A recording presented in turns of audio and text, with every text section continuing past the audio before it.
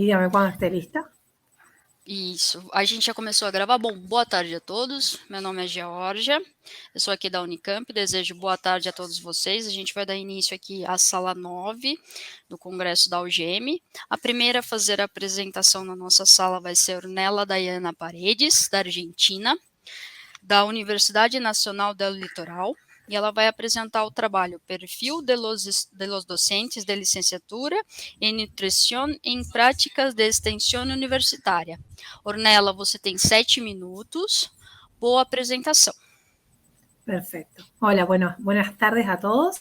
Como decía, mi nombre es Ornella Paredes y junto a la doctora Liliana Ortigosa y magíster Jimena de Sar, llevamos adelante esta investigación que, como bien dijo la señora que me presentó, recibe el nombre de Perfil de los Docentes de Licenciatura en Nutrición en Prácticas de Extensión Universitaria.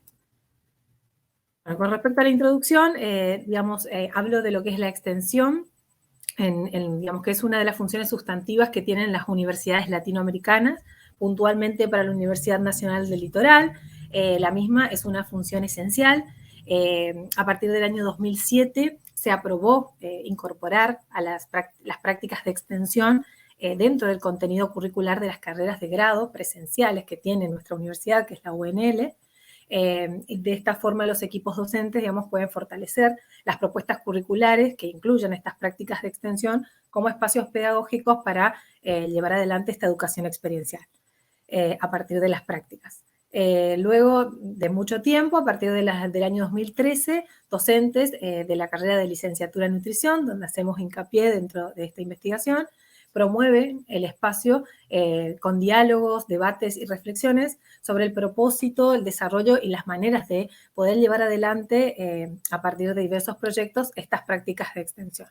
Estos nuevos, digamos, formatos en la educación superior significan para los docentes nuevos desafíos, de los cuales, digamos, la función que tienen los mismos es el de poder orientar y propiciar ese encuentro de saberes tanto dentro como fuera del aula con todos los participantes de estos proyectos de extensión.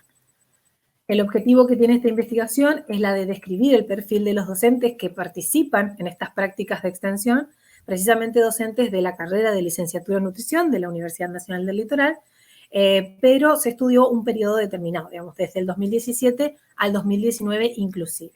La metodología que se utilizó, digamos, tenemos un tipo de estudio que es descriptivo transversal, que combina metodologías cuantitativas y cualitativas. La muestra que se obtuvo, digamos, fue un total de 44 docentes que participaron dentro del periodo de tiempo en prácticas de extensión.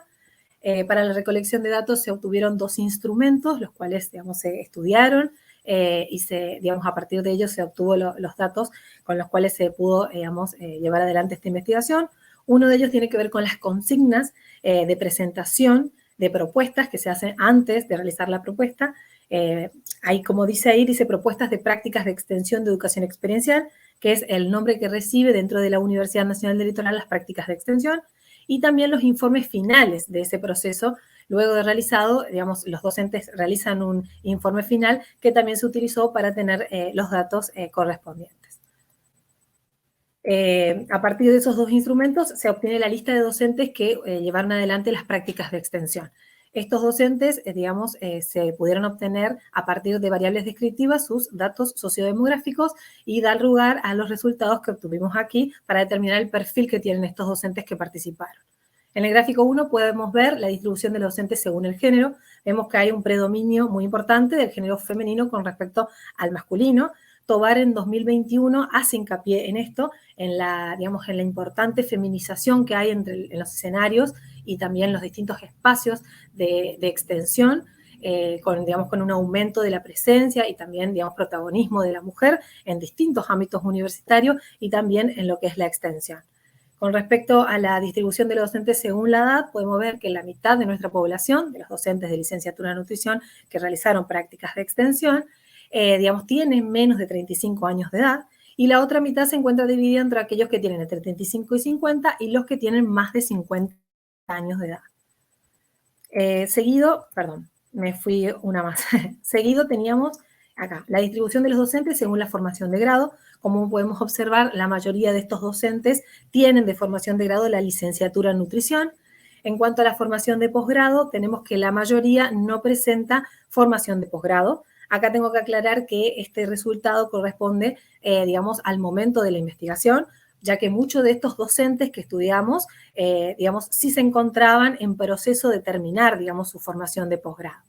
En Negro y colaboradores en el año 2020 llevan adelante una investigación donde también, digamos, estudian docentes de la carrera de licenciatura en nutrición de la UNL, y encontramos similitud en cuanto al género. La mayoría de estos docentes también eran del género femenino, no así encontramos, digamos, diferencias con la edad, ya que había un mayor rango de edad, y también con respecto a la formación de posgrado, también tenían, la mayoría ya tenían o presentaban un doctorado o maestría realizado.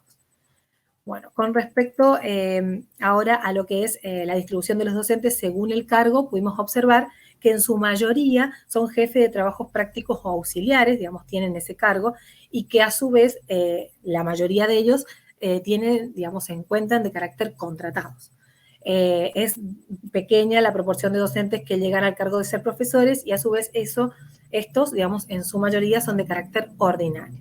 Con respecto a la distribución de los docentes según la dedicación, podemos observar que en partes iguales estos docentes llevan adelante su cargo con dedicación simple y semi-exclusiva. Simple corresponde a 10 horas semanales de trabajo, semi-exclusiva a 20 horas semanales y es muy baja la cantidad que lo hace de forma exclusiva, que son 40 horas semanales. Fanel y Adrogué son dos autoras que en el año 2021 también, digamos, estudian esto y digamos, descubren que digamos, la distribución de los cargos según el género reveló en los últimos tiempos un aumento de docentes mujeres en los cargos justamente de jefe de trabajos prácticos auxiliares. Y esto, digamos, dicen los autores que digamos, el tener una formación de posgrado eleva la posibilidad de un docente a acceder, digamos, al cargo de profesor. Y esto, digamos, se corrobora con los datos que obtuvimos, ya que el porcentaje de docentes que no tiene todavía formación posgrado es muy similar, casi idéntico a la cantidad de docentes que cubren el cargo de jefe de trabajos prácticos. Bueno, con respecto a otro autor, también Centeno, en el 2017, también da cuenta de la importancia que los docentes, digamos, tengan una formación de posgrado para, digamos, dar cuenta, digamos, de su trabajo y también poder acceder a cargos mayores. Y también, digamos, decía que como que tenía que ver con el trabajo que podían realizar estos docentes teniendo esa otra formación. Con respecto a los cargos, a la dedicación, Centeno también habla mucho del tema de que los docentes argentinos llevan adelante su actividad académica de una manera, con dedicación simple. Y esto, digamos, pone en debate la profesión académica, ya que en ningún otro país o casi ningún otro país de América ni de Europa sucede esto, porque se entiende que el trabajo del docente de educación superior se debe realizar de manera exclusiva. Con respecto a la antigüedad, vemos que es menor, que la mayor cantidad de docentes tienen menos de 10 años de antigüedad. Y concluyendo, tenemos que este perfil del docente en esta universidad de licenciatura en nutrición que realizan prácticas de extensión, en su mayoría son del género femenino, es una población joven con menos de 35 años de edad, licenciadas en nutrición, no tienen formación de posgrado al momento de la investigación y cubren los cargos de jefe de trabajos prácticos auxiliares de carácter contratadas con dedicación simple y semi-exclusiva y tienen menos de 10 años de antigüedad en docencia universitaria. Eso es todo. Muchas gracias. Então, vamos passar para o próximo trabalho, Andrea Osti. Jogos didáticos para o desenvolvimento da leitura e da escrita em crianças do EF1, Ensino Fundamental 1, imagino, após a pandemia da Unesp. Andrea, boa apresentação, você tem então 7 minutos. Pode deixar, Jorge, obrigada. Então, boa tarde a todos. Eu vou tentar falar mais lentamente, porque eu sei que há alguns espanhóis aqui, deve ter brasileiros, então eu vou priorizar a língua em português mesmo. Esse projeto de jogos didáticos para o desenvolvimento da leitura e da escrita em crianças do ensino fundamental após a pandemia, ele surge pelo seguinte motivo. Eu sou professora na Unesp de Rio Claro, eu sou professora de didática nos cursos de Geografia, Biologia e Pedagogia. Na pedagogia, nós formamos professores que vão ensinar a ler e escrever. E com a pandemia, a gente teve um agravante muito sério no Brasil para a alfabetização de crianças, né? A gente passou de 1,4 milhões de crianças não alfabetizadas para 2,4 milhões ao longo de 2 anos, por conta da pandemia. Eu trabalho com escolas, eu atendo escolas, então eu tenho um projeto de extensão já dentro da universidade que faz atendimento às escolas, a gente atende crianças com dificuldades na alfabetização, com atraso na alfabetização. E aí esse projeto surgiu com esse ideal de tentar olhar para o resultado pós-pandemia. Então, o que os professores relatavam para a gente? Eles relatavam que as crianças voltaram para a escola depois de 2 anos, inseguras, ansiosas, não querendo ficar na escola, muitas sem os conteúdos em 2 anos, o que eles fizeram online, com folhinha enviada pela escola para casa. Essas crianças não conseguiram produzir ou adquirir o conhecimento. Então, a gente tem uma realidade de crianças. Quem estava no primeiro ano, ficou 2 anos na pandemia, voltou para a escola no terceiro ano, que deveria estar alfabetizada, a gente está tendo crianças que não conhecem as letras ainda, né? A rede em que eu pesquiso voltou esse ano presencial. Até o ano passado eles ficaram em rodízio. Esse ano que voltou toda a sala. Então, a gente teve um prejuízo muito grande, né? Então, aí esse projeto de extensão, ele surge com qual ideia? A primeira é atender crianças, então ajudar a escola na medida do que a escola necessita. Então, a escola me dá a demanda do que ela precisa. Eu faço o atendimento a essas crianças, mas quem faz o atendimento? São alunos do curso de pedagogia dentro da curricularização da extensão universitária. Então, elas têm um rol de carga horária que elas precisam fazer de extensão dentro do curso de licenciatura em pedagogia. E aí, o cumprimento dessa carga horária é feito na escola em atendimento a essas crianças, né? Então, a ideia é que elas façam o atendimento das crianças, mas é um atendimento diferenciado da escola. Elas não vão fazer o serviço do professor, né? O professor cabe a ele ensinar a escrever. O que a gente faz é o seguinte, é proporcionar um acompanhamento aos alunos, ajudar nas tarefas, mas trabalhando muito com jogos pedagógicos, jogos que vão trabalhar os conteúdos específicos da leitura e da escrita, né? Mas que vão trabalhar de maneira lúdica e afetiva. Por quê? Para tentar dar conta dessa demanda emocional que as crianças estão apresentando. Então, a ideia inicial é essa, né? O que a gente está fazendo desde o começo do ano. A perspectiva teórica que eu assumo aqui é a do Moraes e do Almeida, que são professores brasileiros, né? Que trabalham com o jogo e apresentam o jogo como uma perspectiva diferente do jogo recreativo. Então, o jogo pedagógico não é o jogo para se brincar, é um jogo para se brincar, mas que tem um conteúdo intrínseco dentro dele e que vai auxiliar na aprendizagem de conteúdos específicos do currículo escolar. Então, é isso que a gente faz. E aí, para mostrar a vocês, eu trouxe alguns jogos, porque a gente faz os jogos e as crianças também fazem, né?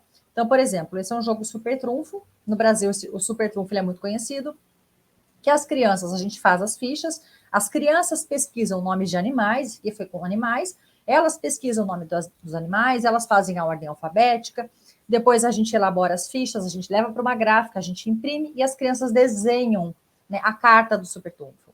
Então, aqui é um jogo que auxilia na escrita, porque a criança ela tem que pesquisar o nome do animal, ela tem que escrever o nome do animal, ela tem que pesquisar as características do animal. Então, aqui é se o animal é mamífero, não é mamífero, quantas patas tem, se ele voa, se ele rasteja, as características do animal. Então, as crianças pesquisam, então isso as obriga a ler, articulado a um conteúdo que a professora trabalha em sala de aula, e escrever. Então, esse é um tipo de jogo que nós fazemos.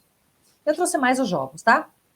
Aqui, dentro da sala de aula, eu não posso mostrar o rosto das crianças, mas dentro da sala de aula, as crianças trabalhando com o jogo da semana, o jogo de senha.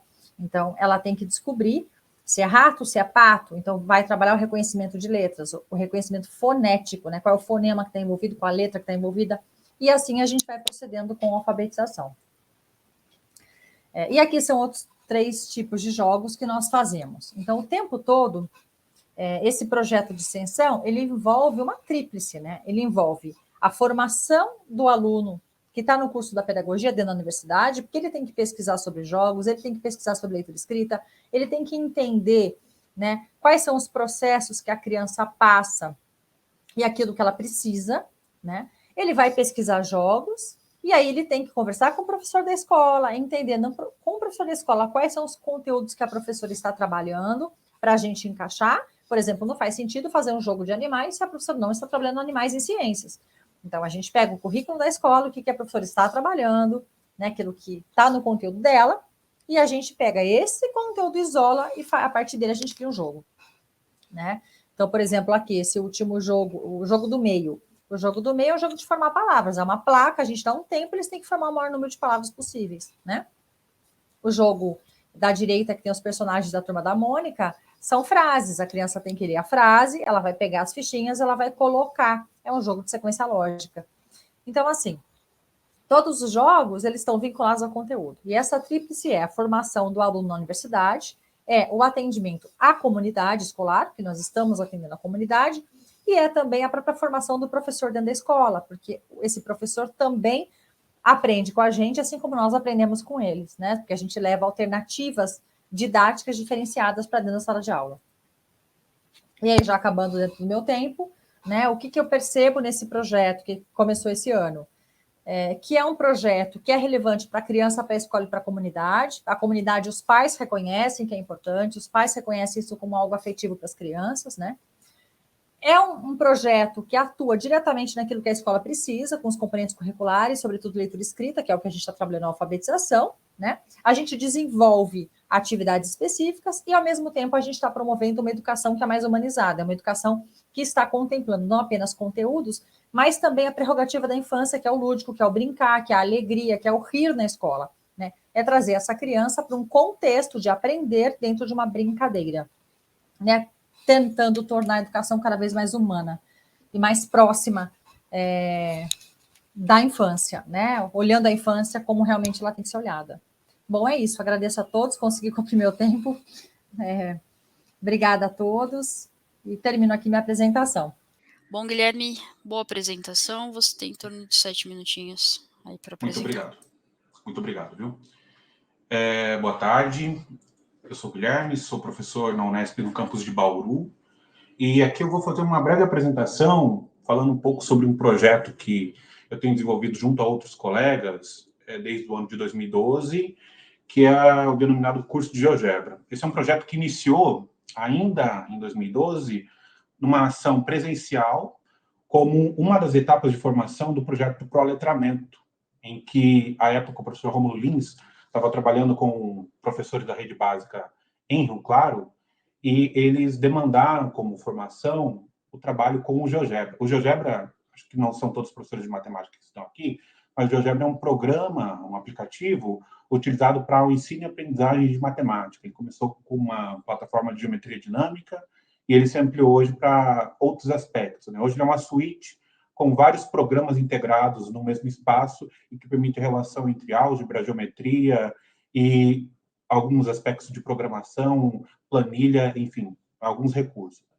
E esse projeto inicial, que ele teve alguns cursistas ainda de forma presencial em 2012, ele ganhou uma proporção e, a partir da segunda edição, que também foi realizada em 2012, ele passou a ser realizado online. Desde então, a gente vem construindo esse projeto junto a uma equipe de professores que foram cursistas em edições passadas do curso e que passaram a compor a equipe formativa e nos auxiliam no processo formativo dos cursistas.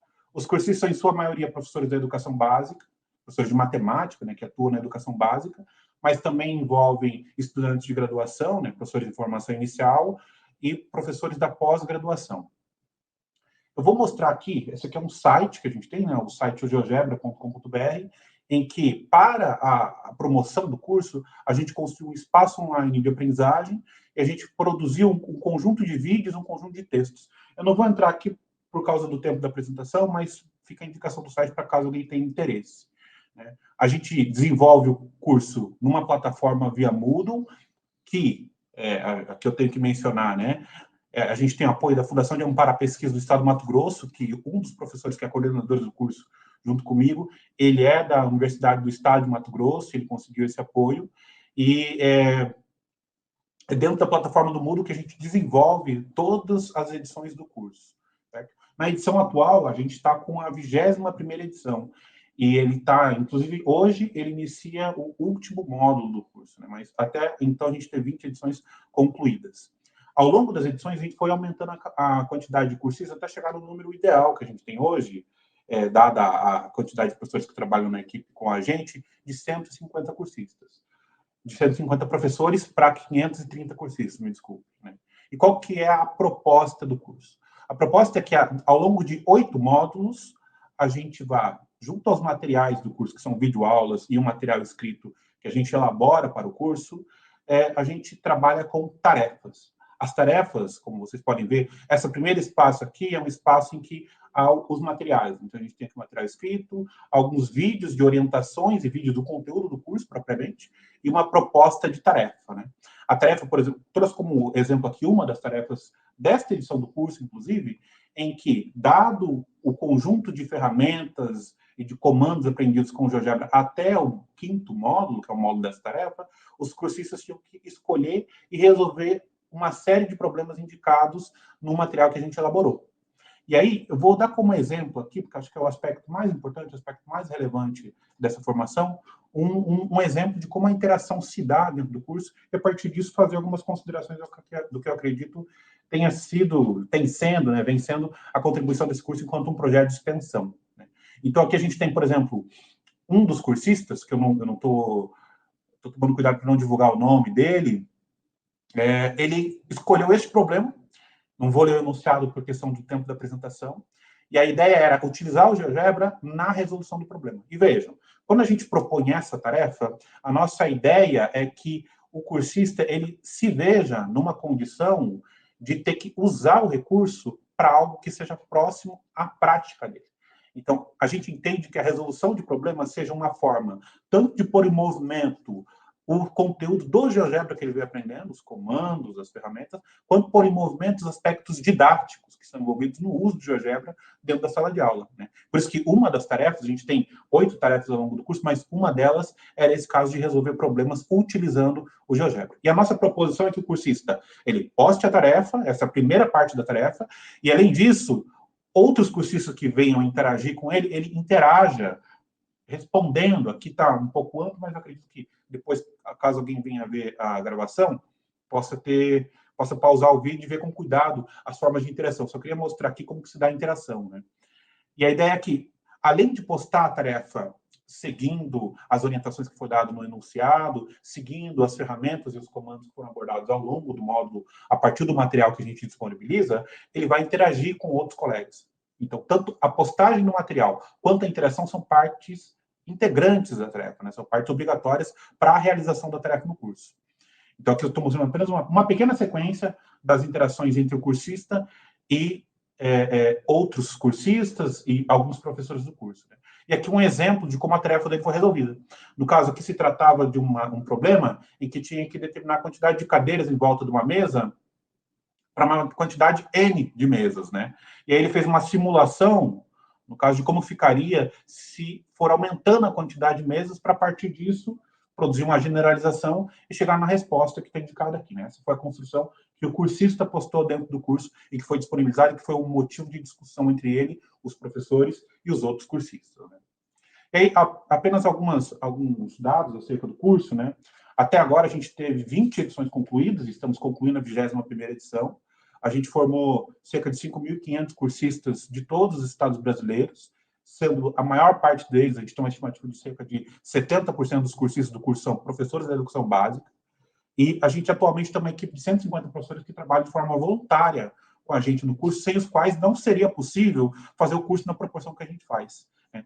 Esses professores, eles são fundamentais, a gente entende que eles são, inclusive, mais fundamentais do que o material que a gente produz enquanto equipe coordenadora do curso. E o curso ele tem atendido todos os estados brasileiros, bem como alguns países da América Latina, países do continente africano e países da Europa que falam língua portuguesa, né? No caso da África, a gente tem principalmente Moçambique e Angola, que são países onde a gente tem cursistas, e na Europa, principalmente Portugal e Espanha, que tem cursistas que participam do curso, né? E aí, acho que algumas considerações aqui para encerrar minha apresentação. O que a gente tem observado enquanto resultado dessa ação de extensão? A gente tem observado que, primeiro, o curso ele promoveu a formação de redes de apoio profissional e de formação para cursistas, para professores que estavam em isolamento profissional. Então, quando a gente pode reunir num espaço cursistas de diferentes regiões do Brasil, até de outros países, e que compartilham problemas, compartilham situações, compartilham ideias, né, entre si, eles podem sair dessa condição de isolamento profissional e ter uma formação que ela se dá não por conta apenas do material que a gente produz para o curso, mas também pela própria interação, pelo modo como se dá a interação entre os cursistas dentro do ambiente que a gente promove para o exercício do curso, né? Além disso, eu queria destacar aqui que para o curso ter essa dimensão que ele tem, a gente observa que a equipe dos professores fazendo o acompanhamento do cursista, ela é fundamental, né? A gente observa que não seria possível a gente ter a taxa de permanência no curso, que chega a 60%, 70%, com 100% de conclusão ao final do curso, se a gente não tivesse professores suficientes para acompanhar no máximo 4 cursistas a cada módulo. E são professores que acompanham desde o acesso desse cursista, acompanham a tarefa, interagem com ele, tiram dúvidas, enfim, né? Acompanham todo o desenvolvimento do cursista ao longo do curso. E uma outra coisa, um último apontamento que eu gostaria de fazer, é a perspectiva que a gente trabalha em relação à interação dentro do curso, é algo que a gente vem desenvolvendo como interação colaborativa. Essa é uma perspectiva que ela está pautada nas ideias do modelo dos campos semânticos, uma teorização elaborada pelo professor Rômulo Lins, e pela teoria da atividade de Leontiev, que é basicamente tentar promover um espaço no qual os cursistas possam compartilhar a atividade que eles estão, né? Então, portanto, compartilhando o motivo da atividade e possam compartilhar uma direção específica em que o conhecimento está sendo produzido. A nossa ideia é tentar promover, dentro do ambiente do curso, espaços em que a interação colaborativa possa ocorrer entre os cursistas e entre os professores e cursistas. Bem, minha apresentação é essa. Acho que eu consegui concluir dentro do tempo. E eu agradeço. Júlia Ramalho Lemos, da Unesp de Registro. Ela vai apresentar para a gente o trabalho Comitê de Ação Cultural da Unesp Registro, provocando emoções e desenvolvendo pensamento crítico. Bom, boa tarde, meu nome é Júlia, eu sou representante discente do Comitê de Ação Cultural da Unesp de Registro. Os CACs, né, como a gente pode chamar o Comitê de Ação Cultural, eles estão presentes em todas as unidades das Unesps, e eles são alinhados com a PROEC, que é a Pró-Reitoria de Extensão Universitária e Cultura, também com a COAC, que é a Coordenadoria de Ação Cultural, e atualmente o nosso CAC ele é composto por discentes, docentes e também funcionários. A nossa gestão começou em novembro de 2021 e vai até novembro de 2023. Bom, entre alguns dos nossos objetivos está realizar e fomentar as atividades artísticos culturais no campus, contando com a parceria de entidades dentro da nossa faculdade, por exemplo, o Centro Acadêmico de Engenharia de Pesca e também de Engenharia Agronômica, Coletivo de Mulheres, ou também algumas parcerias que são externas à nossa faculdade, por exemplo, o SESC, o PUS Coletivo, a Diversa Cultural, que são produtoras aqui da cidade de Registro. Alguns dos nossos eventos eu posso destacar para vocês a exibição do documentário O Armário Não é Nosso Lugar. É uma longa-metragem produzida por um ex-aluno da Unesp que cursou rádio e TV, e esse documentário fala sobre a comunidade LGBTQIA+. É um assunto extremamente importante, até porque no nosso campus nós temos 2 engenharias, então é um tabu dentro da nossa faculdade. Então, nós fizemos, né, a exibição desse documentário. Durante essa exibição, nós fizemos uma sessão pipoca, então tivemos alguns aperitivos, e logo depois tivemos uma roda de conversa contando com integrantes da comunidade LGBTQIA+. Por fim, nós podemos também presentear os nossos integrantes da roda de conversa com camisetas do longa-metragem, para assim que possa ser divulgado ainda mais esse longa. Outro exemplo também de evento que nós fizemos, que o CAC fez, né, dentro da faculdade, agora eu vou citar para vocês um evento que foi mais voltado para a comunidade interna, foi o Dia Internacional das Mulheres. Então, nesse dia, foi um dia totalmente voltado para as mulheres do campus. Nós fizemos uma sessão relaxante de massagem somente para as mulheres, fizemos uma sessão beleza, onde foi uma moça que maquiou as nossas funcionárias, os nossos docentes da faculdade. E o marco desse dia também foi a leitura de poemas, principalmente, que foi lido poemas somente escritos por mulheres ou que falava sobre mulheres. Durante esse evento também foi servido um coffee break. Bom, aqui eu gostaria de citar para vocês que a exibição do documentário foi um enorme marco na nossa faculdade, porque o nosso campus é pequeno, nós temos apenas 2 cursos, e durante a organização desse evento a gente pôde contar fortemente com o apoio dos discentes, E também, durante o evento, durante a exibição do documentário, tivemos fortemente o apoio de docentes e servidores. Durante também esse evento, nós pudemos conhecer mais um produtor aqui da cidade de Registro, onde ele teve a oportunidade de exibir o documentário dele também aqui na nossa faculdade. No Dia Internacional das Mulheres, o marco alto desse dia foi realmente a leitura de poemas, no qual foi um momento de descontração, um momento de reflexão. Aliás, mulheres na engenharia, até hoje, nós temos que discutir isso, mulheres na ciência, nós temos que discutir isso. Então, foi um momento muito legal que homens também estavam convidados para participar desse dia de celebração. Também foi um dia que descobrimos novos talentos, onde muitas mulheres que escrevem os seus próprios poemas autorais, então foi uma tarde muito legal para a gente. Bom, gostaria de dizer que as atividades do CAC, do Comitê de Ação Cultural na Unesp de Registro, ainda são novas, então cada vez mais vem aumentando gradativamente a participação dos alunos, não só dos alunos, mas também professores e servidores, porque ainda são novidade. Uma coisa que instiga ainda mais a participação dos nossos alunos da comunidade acadêmica dentro da nossa faculdade é a participação de estudantes como eu dentro dessa comissão, dentro desse comitê. Então, isso acaba fortalecendo muito mais a ponte entre docentes, servidores e discentes. Com isso, a gente pode perceber, a partir que nós vamos fazendo os eventos, a gente pode perceber que a formação acadêmica ela vai além do conhecimento técnico-científico. O universitário precisa dessa parte cultural, porque assim ele pode se envolver mais na comunidade e também ter um sentimento de pertencimento ao local. Ao local que ele estuda e frequenta todos os dias, né? Lógico. Então, o investimento no CAC, ele vem possibilitando maior integração dos alunos, dos docentes e dos servidores dentro da nossa faculdade e também frisa ainda mais para toda a comunidade o papel importante que nós temos como cidadão na nossa sociedade. Agradeço a atenção. Obrigada. Bom, a Bruna é da Universidade Federal de Minas Gerais, ela vai apresentar o trabalho ambulatório de atendimento ao recém-nascido de risco. A criar relato de uma atividade extensionista. Falei errado? Não, tá certo. Não, tá certo, eu tô achando que digitaram errado para mim, perdão, Bruna. Bom trabalho, boa apresentação para você tem 7 minutinhos. Muito obrigada. Boa tarde, gente. Meu nome é Bruna Lopes Moraes, eu sou graduanda no curso de Medicina da Universidade Federal de Minas Gerais e hoje eu vou falar sobre o ambulatório de atendimento ao recém-nascido de risco, a CRIAR, o relato de uma atividade extensionista. A doutora Suelen, Márcia e a doutora Maria Cândia também ajudaram nesse trabalho. Para começar, eu vou contextualizar um pouquinho. Segundo a OMS, 15 milhões de crianças nascem prematuramente por ano no mundo, e dessas, mais de 1 milhão morrem dias após o parto.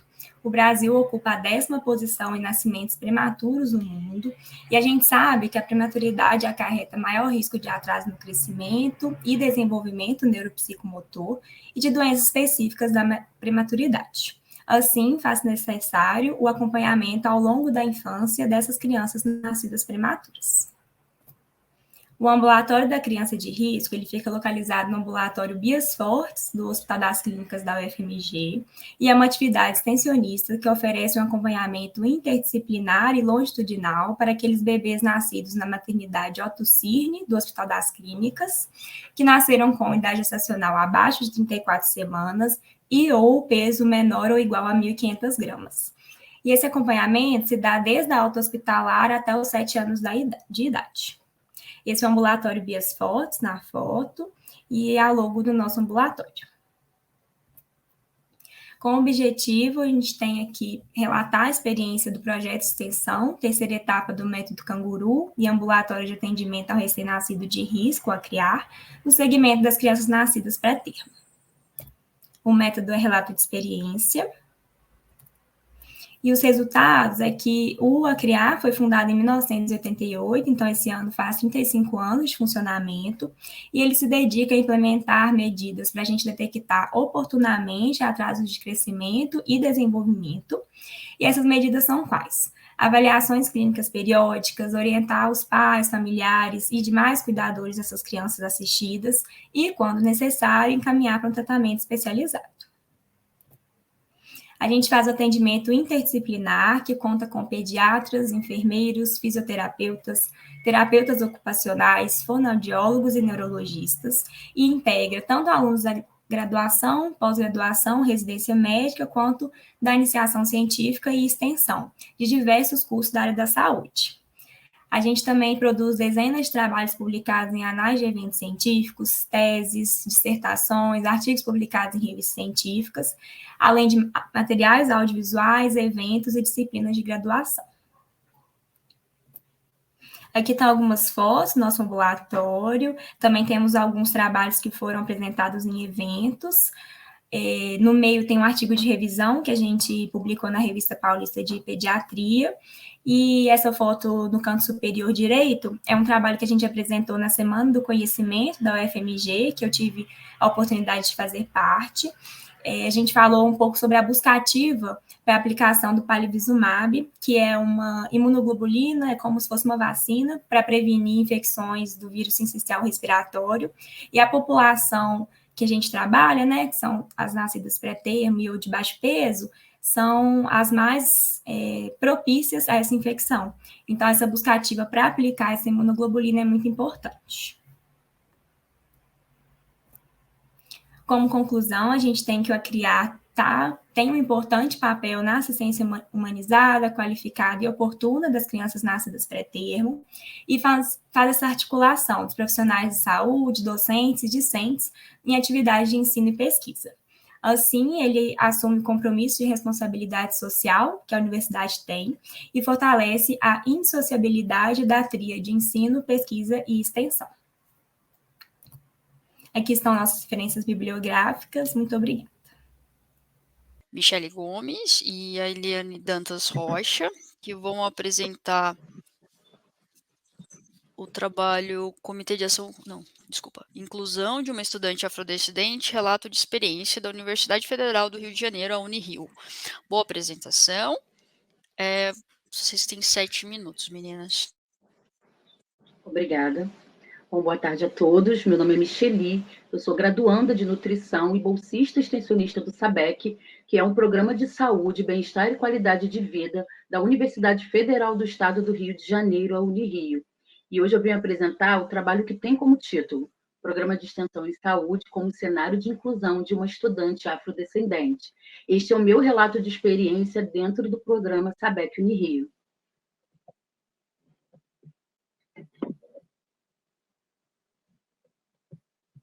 Demorando um pouquinho para passar.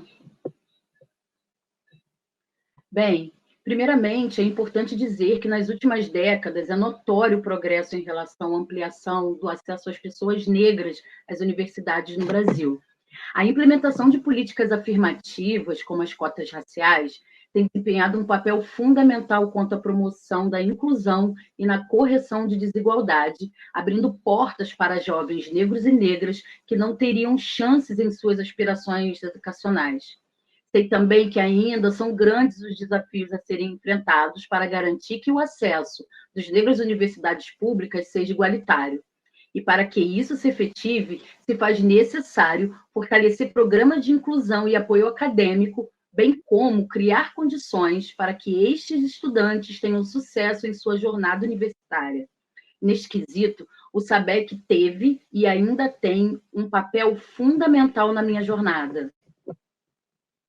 Bem, o objetivo desse trabalho é relatar a minha experiência como extensionista afrodescendente do curso de nutrição da Unirio dentro do programa SABEC e como essa atividade vem influenciando a minha formação, o meu desenvolvimento pessoal e, futuramente, o meu desenvolvimento profissional. Bem, permita que eu me apresente novamente. Meu nome é Micheli, tenho 43 anos, sou uma mulher negra de pele parda, decorrente da miscigenação de uma mãe negra retinta e um pai de pele branca. Ingressei na Unirio no primeiro semestre de 2019 e estou no SABEC desde o primeiro semestre de 2021. O meu objetivo principal era participar de um projeto que fosse inclusivo e que se alinhasse ao meu viés ético, racial e social.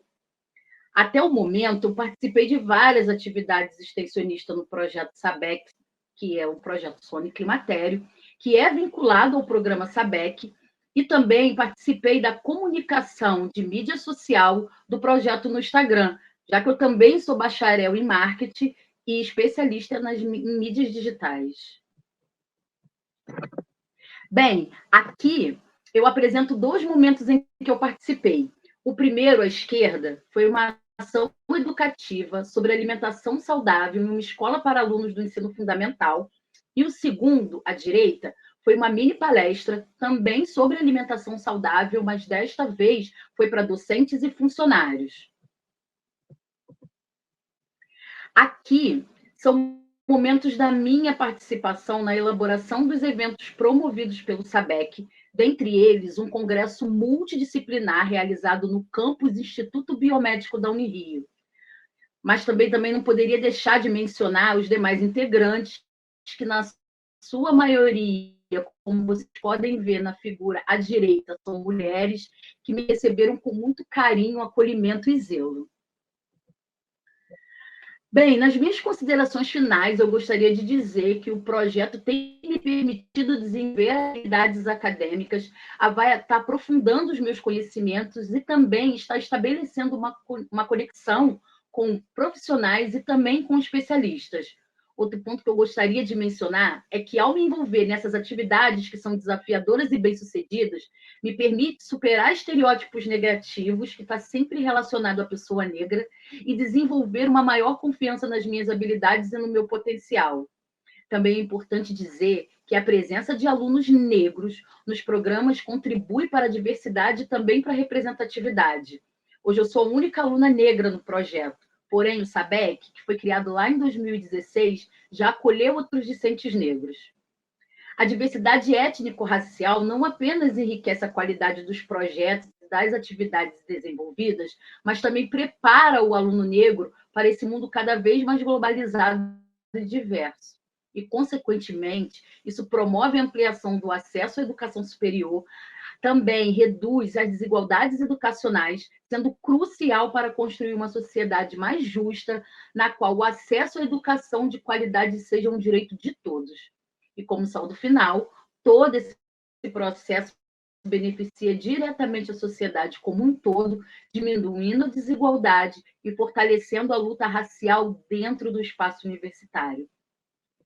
Neste momento, eu gostaria de fazer um agradecimento muito especial às coordenadoras do SABEC, às professoras Dani Dantas e Solange Vicentini, e também à professora Glaucia Araújo. Eu encerro aqui a minha apresentação, agradecendo o evento pela oportunidade. Obrigada. Obrigada, Micheli. Agora eu falei corretamente, eu tinha falado errado, perdão. Agora, vamos lá. Bárbara Cristina Claro Sabino. A Bárbara é da Unesp Botucatu. Aqui está FCA Unesp Botucatu, correto? Isso mesmo, correto. A Bárbara vai apresentar para a gente o trabalho Educação Ambiental e Segurança Alimentar para Jovens Privados de Liberdade, Fundação Casa de Botucatu. Boa apresentação, Bárbara. Obrigada. Então, boa tarde a todos. Como a Georgia falou, meu nome é Bárbara, eu sou mestranda do programa de horticultura aqui da Unesp de Botucatu. Sou formada também em Engenharia Agronômica e Gestão Ambiental. O título é Horticultura como Ferramenta de Reinserção Social, Educação Ambiental, Segurança Alimentar para Jovens Privados de Liberdade na Fundação Casa de Botucatu. A introdução, né? A Fundação Casa, que é a antiga FEBEM, como alguns conhecem, é um centro de atendimento socioeducativo ao adolescente, ou seja, aqueles adolescentes infratores que ficam privados de liberdade vão à Fundação Casa para cumprir a sua medida socioeducativa. Esse projeto é feito em parceria da Fundação Casa, a pós-graduação da horticultura, né, e alunos do PET Agronomia, no qual eu também fiz parte. O objetivo desse trabalho é a divulgação, né, dos conhecimentos produzidos aqui na universidade, a partir de capacitação técnica, educação ambiental, promovendo também uma consciência de uma alimentação saudável, tanto para os jovens como para suas famílias. A metodologia que a gente usou foi, a gente propiciou aulas teóricas e também aulas práticas para esses alunos, além de visitas à universidade. A gente já tem no total 4 turmas realizadas. Então, essas turmas têm duração de 3 meses. O pessoal da Fundação Casa, os funcionários responsáveis pela parte de cursos, de dinâmicas, eles selecionam, né, 6 alunos que já têm, ou seja, 6 adolescentes que têm melhor comportamento durante o anterior, né, durante todo esse tempo que eles estão lá. E esses 6 podem fazer essas atividades. Por que os 6 que têm melhores comportamentos? Porque a gente lida com enxadas, alguns equipamentos, facas, tesouras. Então, para que não haja nenhum problema para eles e para nós, são só aqueles que têm melhor comportamento. A partir disso, a gente promove aulas teóricas. Aqui tem umas imagens de como são feitas essas aulas. Apenas quando tem chuva ou alguma questão do tempo que a gente realiza essas aulas dentro do complexo. Porque, senão, a gente tenta sempre trazer uma nova perspectiva para esses adolescentes, porque, de maneira geral, eles nunca saem do complexo. Aqui tem uma foto de como né? Agora, atualmente, ele está pintado de cor azul, mas esse é o complexo da Fundação Casa aqui de Botucatu. Para quem nunca visitou ou conhece uma Fundação Casa, eles ficam todos localizados nesse prédio, essa estrutura, onde o andar térreo são as salas de aula e salas de atendimentos. O segundo andar são os dormitórios. E o terceiro andar é a quadra de esportes. Então, todas as atividades que a gente procura fazer, a gente traz eles para fora, porque não sendo atividade da horta, como a gente chama, eles não têm acesso à área externa. E onde aqui, não sei se vocês estão vendo a minha mãozinha, mas essa área aqui é onde a gente implantou a nossa área, a nossa horta. Antes, ela estava... Essas 2 outras fotos de como estava quando a gente iniciou o nosso projeto. Então, vocês podem ver que tem muitas plantas espontâneas, o solo estava bem degradado, né, com pouca fertilidade. E aí, aqui já, quando a gente começou o trabalho. Esse trabalho teve início em agosto de 2022, onde a gente fez um tratamento do solo, né, os meninos aqui trabalhando, a primeira etapa de formatação dos canteiros, né, e ao longo da apresentação eu vou mostrando para vocês a evolução, né? Como eu falei para vocês aqui, eles atualmente está pintado de azul, né? A gente fez 3 canteiros, onde aqui são feitas a implantação das hortaliças. Vocês podem ver que os meninos colocando os mourões. Aqui já tá os mourões colocados, o sombrite, os canteiros já tem algumas culturas. Nessa imagem do meio, um dos nossos alunos fazendo a manutenção, a rega. E aqui vocês já podem ver também, aqui são os alunos e os professores entrando em contato, né, na horta. Aqui, eles fazendo a semeadura. Então, eles preparam as sementes que vão para os canteiros, eles fazem todo o trabalho, o processo. A gente também explica para eles a importância da conservação da horta, a importância da conservação ambiental, as diferentes culturas.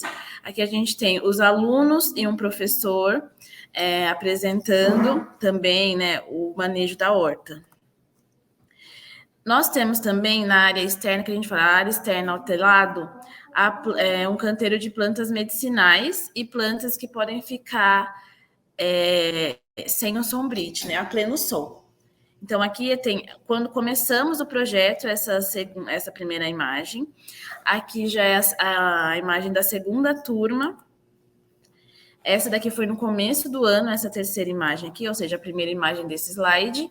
E essa segunda slide, essa segunda imagem do slide já é como está atualmente. Essa foto foi tirada no começo desse mês, na verdade, onde é possível ver bananas, mandioca e as outras plantas medicinais. Aqui, os alunos também, esse slide eu mostro a visita dos alunos à universidade, onde eles têm contato com as salas de aula, as culturas implantadas aqui, como, por exemplo, bananeira, uva. Nessa visita, eles conheceram várias cultivares de uvas diferentes, os tipos de uva, os tipos de tratamento, tudo isso promovendo para eles uma capacitação, sendo possível eles trabalharem com essas culturas e na parte de horta, manejo, poda, quando eles forem devolvidos à sociedade. Quando eles vêm à universidade também, nós fazemos várias oficinas. Aqui eu mostro para vocês a oficina de sabonete. A gente ensina a fazer eles sabonetes artesanais, onde eles também podem trabalhar com isso depois, utilizando também as plantas que foram produzidas na horta.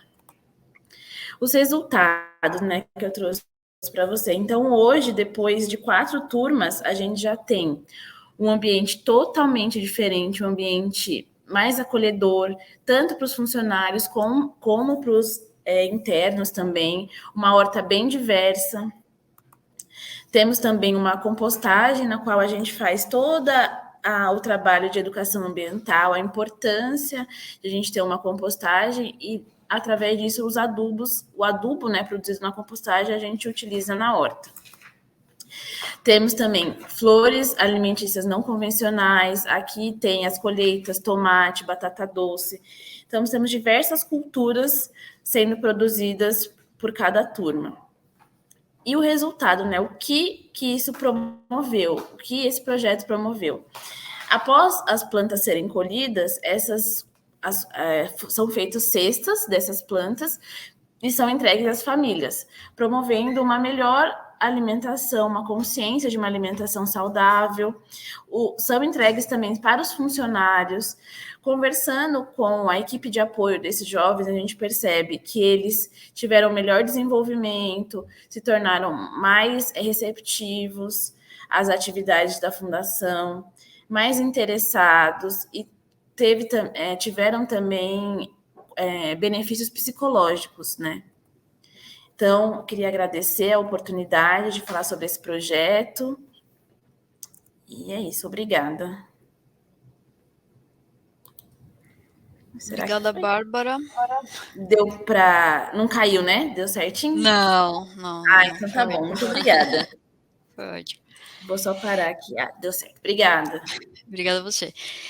Pessoal, eu coloquei no chat, que está aberto. Se alguém quiser fazer alguma pergunta, eu preciso que vocês sinalizem no chat para que eu coloque vocês aqui na apresentação para encaminhar a pergunta, porque senão vocês não se escutam.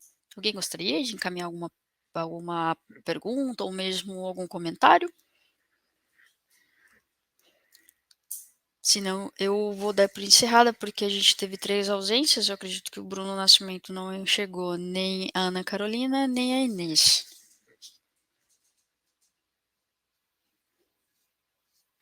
Não? Tá ok. Então eu vou também parabenizar, assim como a Eliane. Parabéns a todos. Nós agradecemos em nome da Unicamp e em nome da comissão organizadora do Congresso da UGM, a presença de todos. Os certificados serão encaminhados via e-mail. E bom congresso a todos. A gente ainda tem algumas sessões que estão acontecendo com transmissão online. Uma boa tarde a todos vocês, viu? Muito obrigado e parabéns a todos os trabalhos, muito interessantes.